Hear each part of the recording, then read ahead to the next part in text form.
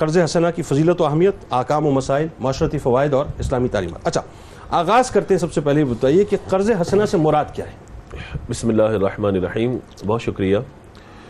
عام طور پہ جب ہم یہ بات کرتے ہیں کہ انسان کو دوسرے انسان کی ضرورت کا خیال کرنا چاہیے، جیسے کہ آپ نے اپنی ابتدائی گفتگو میں حضور صلی اللہ تعالیٰ علیہ وآلہ وسلم کی وہ فضیلت بھی بیان فرمائی کہ جس میں حضور صلی اللہ تعالیٰ علیہ وآلہ وسلم نے یہ بات بیان فرمائی کہ ایک دوسرے کی مدد کرنا، اس کی خیر خواہی کرنا اور اس کی مشکل کو دور کرنا، اس کی مدد میں لگے رہنا اور اس پر اللہ تعالیٰ کی بارگاہ سے جو فضیلت کے معاملات ہیں، یقیناً ہم انسان ہیں اور ہمیں ایک دوسرے کے ساتھ کسی نہ کسی اعتبار سے حاجت و ضرورت اور ایک دوسرے کی مدد کا معاملہ درپیش رہتا ہے۔ اسی میں ایک بہت اہم معاملہ یہ بھی ہے کہ ایک شخص جو اپنی ضرورت اور اپنے خاندان کی، اپنے کنبے کی کفالت کر رہا ہے، کہیں اگر مالی طور پر مشکل کا شکار ہوتا ہے تو وہ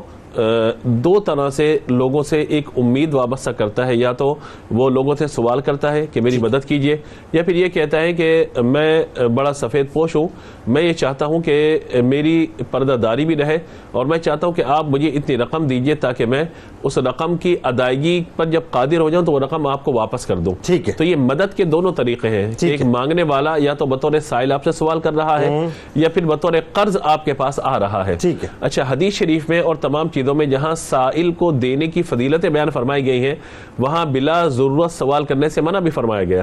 جہاں پہ حدیث میں سائل کو دینے کی فضیلت ہے، وہاں بلا ضرورت سوال کرنے والے کو اپاہج اور حد کٹا اس طرح سے حدیث میں بیان فرمایا گیا کہ مانگنے والا نہ مانگے۔ لیکن قرض کے حوالے سے بہرحال حدیث میں جو بیان فرمایا گیا، میں پہلے قرض کی تعریف اور اس پر ایک حدیث مبارکہ پیش کرتا ہوں۔ قرض حسنہ کی تعریف بتائیے۔ قرض کا عام طور پہ معنی قطع کرنا کہا جاتا ہے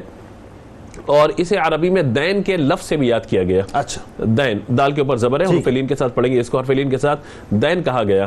قرض کا معاملہ یا دین کا معاملہ یہ ہے کہ کسی بھی شخص کو آپ اپنے مال میں سے کچھ رقم نکال کر دیتے ہیں،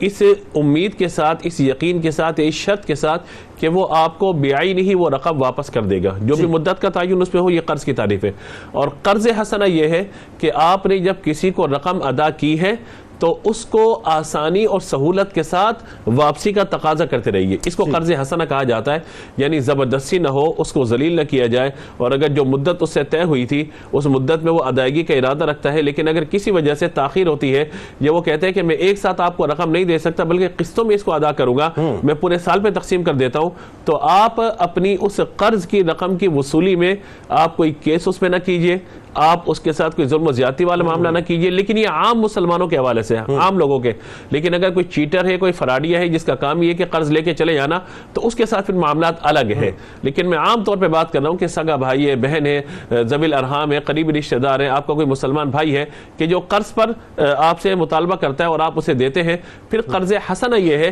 کہ آپ اس کے ساتھ نرمی سے پیش آئیے اور اسے اچھے انداز سے وصولی کا تقاضا کیجیے۔ لیکن یہاں پہ یہ بات بیان فرمائی گئی ہے کہ قرض دینے کے حوالے سے، وہی حدیث مبارکہ آپ نے بھی پڑھی ہے، میں برکت کے لیے پڑھ دیتا ہوں کہ فرمایا کہ صدقہ کے ثواب اور قرض کا ثواب، حالانکہ صدقہ یہ کہ جو واپس آپ کے پاس نہیں آنا پیسہ، ٹھیک ہے، اور قرضہ یہ کہ جو واپس آپ کے پاس آنا ہے، لیکن ثواب اتنا زیادہ ہے اس پہ قرضے پہ، کہا کہ صدقے کا ثواب 10 گنا اور قرض کا ثواب 18 گنا جو بیان فرمایا گیا۔ وجہ اس کی کیا ہے کہ سائل جب کوئی سوال کرتا ہے تو ہو سکتا ہے کہ اس کے پاس کچھ موجود ہو اور پھر وہ سوال کر رہا ہو، لیکن قرض کے اندر معاملہ یہ کہ انتہائی حاجت و ضرورت کے وقت ہی انسان کس کے سامنے اپنے ہاتھ کو پھیلائے گا۔ لیکن حدیث شریف میں اس بات کو بہرحال بیان فرمایا گیا، فرمایا کہ قرض جو مفہوم حدیث ہے وہ یہ ہے، فرمایا کہ قرض رات کا غم اور دن کے سکون کو برباد کرنے والا ہے۔ یہ معاملہ یہ ہے کہ جب کسی پر کوئی ذمہ داری آتی ہے کہ مجھے فلاں کو قرض واپس لوٹانا ہے، تو اس کے ساتھ ہی پھر معاملہ ہوتا ہے کہ اس کے دن کا سکون بھی برباد ہو جاتا ہے،